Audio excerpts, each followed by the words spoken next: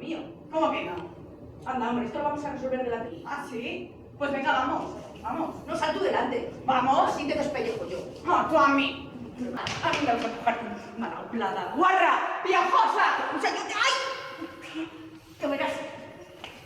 Arranco los pelos de la cara. ¡Ah! Tú a mí. Pero que te he dicho que a mí no me toques, que tiene que venir algo aquí, la quiere... ¡Ay! ¡Ahora! ¡Silencio!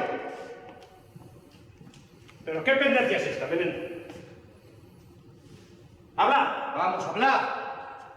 Esta, que viene a buscar a mi marido y entró en mi casa dando voces. Sí, porque ese placero miserable me ha vendido el vino aguado. Y además, me persigue y aprovecha que mi señor marido está en la campaña del Moro. ¡Puta piojosa! ¡Silencio!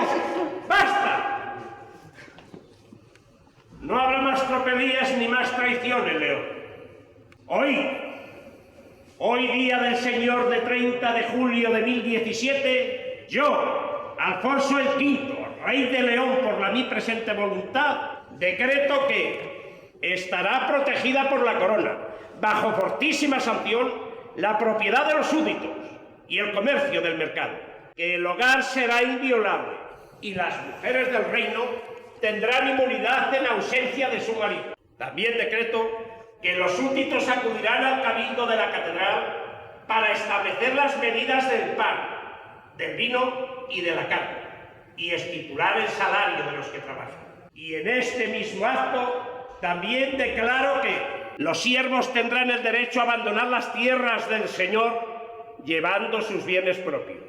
Y ordeno que todo ello se plasme en documento que yo mismo otorgaré en celebración de concilium en la catedral, y que será llamado Fuero de León, para que todos lo conozcan, y lo guarden, y lo cumplan.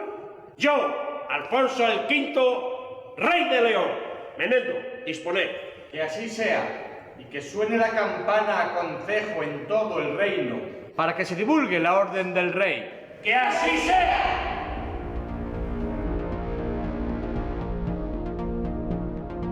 Mil años han pasado desde la promulgación del Fuero de León por Alfonso V. Decretado en julio del año 1017 en la primitiva catedral, este es un hito que posiciona a León en la vanguardia de la historia jurídica de España. Se trata del primero de sus características de toda la península ibérica y es el germen de los derechos fundamentales de los ciudadanos. Su conmemoración marcará la actividad cultural de León para recordar lo que ha significado el fuero en la historia de la ciudad, de España y de Europa. Un fuero cuya modernidad se adelantó a los tiempos y asentó los cimientos de las primeras cortes democráticas en la historia de la humanidad, celebradas en 1188 en la Basílica de San Isidoro. Estamos hablando de un fuero que surge en un momento fundamental de la evolución de los reinos cristianos del norte de España. En el Reino de León, en el año 1017, digamos que se conjugan muchos factores distintos que fuerzan a que un rey muy joven, como es Alfonso V, tome una decisión muy drástica. ¿Qué decisión es esta? Una reunión de toda su curia, es decir, de su corte, nobles, eclesiásticos, consejeros, y en esa reunión deciden un nuevo ordenamiento, es decir, conceden un nuevo código, por así decirlo, civil para todo su reino. Un reino que abarca desde Galicia hasta Castilla y, por supuesto, incluye desde lo que es hoy en día Asturias hasta la frontera. No olvidemos que el rey muere en Viseu, es decir, territorios hoy portugueses, territorios de lo que hoy es Castilla, etc. Lo que busca el rey es, con 48 leyes, con 48 preceptos, que parte de ellos sean de aplicación general a todo el territorio y otra parte sean de aplicación específica a la capital, que es León. Y a partir de ahí pues empiezan a regular derechos que hoy en día consideramos fundamentales, pero no olvidemos que estamos en el siglo XI, es decir, en pleno feudalismo, y que, por ejemplo, pues bueno, la mujer en Europa, por poner un caso, era considerada pues como un lazo de unión entre dos dinastías, entre dos estirpes. La mujer estaba para tener hijos, casarse y poco menos que rezar, poco más podía hacer una mujer. Y sin embargo, en el Reino de León, a través de este fuero, pues se empieza a proteger la inviolabilidad de domicilio, se empieza a proteger a la mujer, se le conceden ciertos rangos que la benefician, y todo eso junto con aspectos como intentar la la separación de la Iglesia y del Estado en este momento tan primero, insisto, siglo XI, o muchos otros, pues hacen que el Fuero de León, como fuero de todo un territorio, que es decir, del norte de España, y como fuero específico de una ciudad, pues un poco cambie la historia. Es decir, estamos celebrando un cambio en la historia. Hay un antes y un después porque, aunque había habido fueros previos, por ejemplo el fuero de Brañosera, que es el más antiguo de España, o algunos otros fueros posteriores, bien es verdad que un ordenamiento jurídico de esta magnitud, de esta entidad, hasta entonces no se había producido. Y estamos hablando, y esto es lo más importante, no es un fuero para la ciudad de León, no es un fuero para lo que llamaríamos la provincia de León, es un fuero que atañe a un señor de Santiago de Compostela y a una persona nacida en Burgos, es decir, es un fuero general para un reino. Cuando un rey tan joven como era Alfonso V se plantea esa necesidad, es porque los tiempos que han vivido previos son tiempos de mucha crisis. Es una crisis que nace con su padre, es una crisis que él vive en primera persona durante su minoría, es una crisis con rebeliones nobiliarias, hasta con vikingos atacando su propio reino un año antes, y cuando el rey toma esta decisión es porque tiene un concepto, digamos, completo de lo que tiene que ser un reino en su momento moderno, por decirlo de alguna manera. Y las normas que aquí se ofrecen son normas, como digo, que cambian la forma de entender y la forma de pensar a nivel jurídico. Por eso es tan relevante, por eso influyó en tantos otros fueros, por eso fue tan importante que los reyes lo siguieran ratificando. Digamos que este fuero va influyendo en otros y estos a su vez influyen en los terceros. Pero mirado objetivamente, podríamos decir que es una norma jurídica que es muy operativa y que funciona tanto para gallegos como para castellanos, por entendernos todos, ¿no? Y es esa la razón que le concede mucha solidez, es decir, son normas que funcionan, controlar los pesos y medidas, vigilar la inviolabilidad de domicilio, la obligación que tienen los ciudadanos de ir a la guerra, cómo el rey tiene que limitarse un poco en ciertas decisiones, cómo el rey intenta, como te decía antes, que la Iglesia no interfiera tanto en los asuntos de Estado, es decir, esa primera un poco separación. Pensemos que la definitiva llega muchísimos siglos después, es decir, es un ordenamiento muy moderno para su tiempo. Pero es que el Reino de León tiene una virtud, por decirlo de alguna manera, y es que es un reino muy singular, es un reino muy moderno y es un reino muy distinto a otros territorios. Pensemos que muy pocos años antes ha muerto Almanzor. ¿Quién es Almanzor? El azote de todos los territorios cristianos, es el gran líder carismático del Islam español en la época del Califato. Almanzor había atacado León, Astorga, Burgos, Barcelona, es decir, había estado hasta en el sepulcro del apóstol Santiago en Compostela.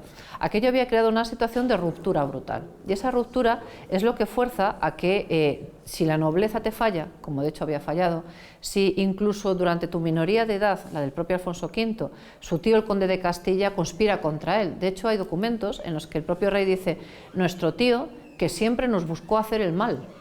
Imaginémonos esa situación. Tienes después otro poderosísimo conde, como es el señor de Saldaña, de Líbana y Carrión, es decir, de las tierras Cea Pisuerga, que campa a sus anchas, es un gran señor feudal en el sentido más europeo. Tienes una madre con muy buena voluntad, apoyada por la nobleza gallega, pero también con limitaciones.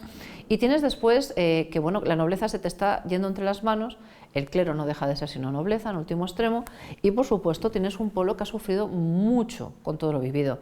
Hay documentos, por ejemplo, de tiempos de Alfonso V que rompen el corazón, cuando llegan las mujeres cautivas que habían sido robadas por las tropas musulmanas y llegan a León y se encuentran sin nada, y situaciones desoladoras. O sea, yo me fui como cautiva, vuelvo, mi familia no me acoge, se han repartido mi herencia, mi señor, ¿qué puedo hacer?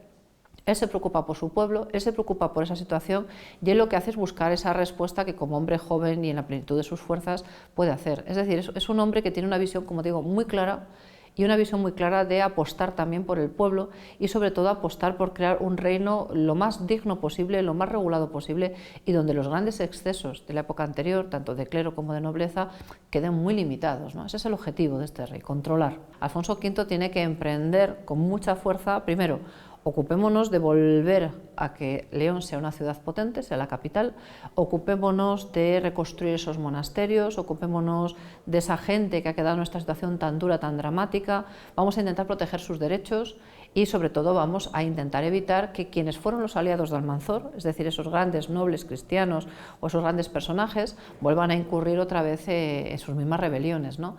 Es un trabajo ímprobo, es decir, realmente viéndolo en perspectiva, Alfonso V es uno de los mejores reyes que ha dado la historia de España, no la de León, la de España. Lo que pretendemos desde el Ayuntamiento es que tanto los leoneses como todos los que quieran venir a visitarnos y por supuesto todos los españoles en último extremo nos podamos sentir orgullosos de uno de estos grandes hitos de la historia de España. Insisto que no es herencia solo leonesa, sino que es una herencia, casi me atrevería a decir que peninsular, es decir, tanto de portugueses como de españoles, ¿no?, por el cambio que supuso. Y esa importancia lleva a que hayamos organizado una serie de eventos. Tendremos congresos monográficos sobre la propia importancia jurídica que tiene el fuero, vinculados a esa fecha inicial. Tendremos ocasión, ya en la segunda parte del año, de disfrutar de un congreso que reunirá a los cronistas oficiales de lo que es la península ibérica, es decir, tanto Portugal como España. Vendrán compañeros de México, cronistas oficiales, y todo eso con el objetivo también de dar a conocer el fuero pues a nivel de esos historiadores que tanto hacen por las ciudades y por los territorios. Tendremos también ocasión de disfrutar pues de cómo era, yo creo que una de las grandes preguntas que todos nos hacemos, ¿no?, ¿y cómo era un combate medieval? ¿Cómo era una guerra medieval? Porque hablamos de un Alfonso V, el del fuero, que muere cercando Viseu, muere de una guerra. Hablamos de su padre que vivió tantas guerras.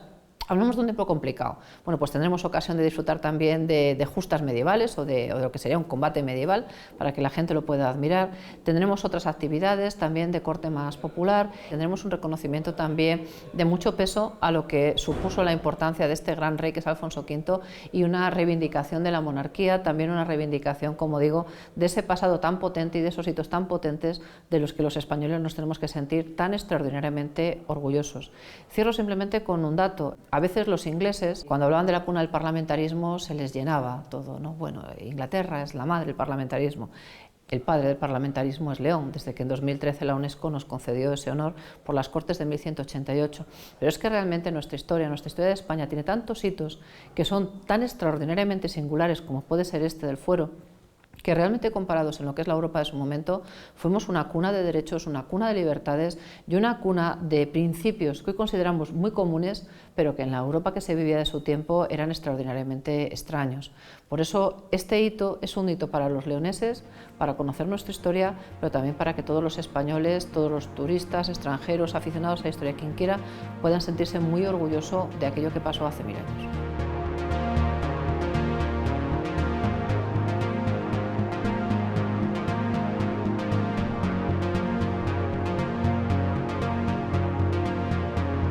Este ha sido un recorrido por una parte de la historia del Reino de León, sus reyes, sus héroes y sus leyes.